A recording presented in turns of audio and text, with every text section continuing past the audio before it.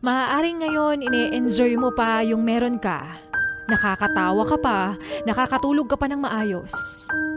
Pero darating din pala yung panahon, ang pagkakataon na babawian ka. Mapupunta ka sa posisyon kung saan mo minsang inilagay yung ibang tao. Malalaman mo kung gaano kasakit, kung gaano kahapde yung ginawa mo sa kanila. Yung tipong hindi nila hiniling na maranasan mo lahat ng pinagdaanan ng taong ginawan mo ng masama, pero tadhana na ang nagtakda, tadhana na ang humusga.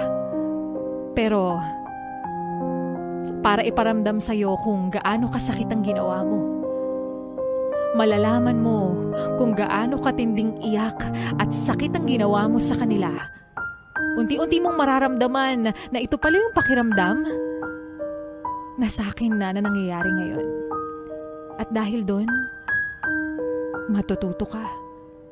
Matututo ka dahil nakarma ka na. Dahil bilog ang mundo, hindi sa lahat ng pagkakataon akala mo nasa taas ka. Akala mo masaya ka sa kabila ng lahat ng ginawa mo. Karma is real. Kaya always be kind to everyone. Dahil ang karma, parang credit card lang yan. Enjoy now, pay later.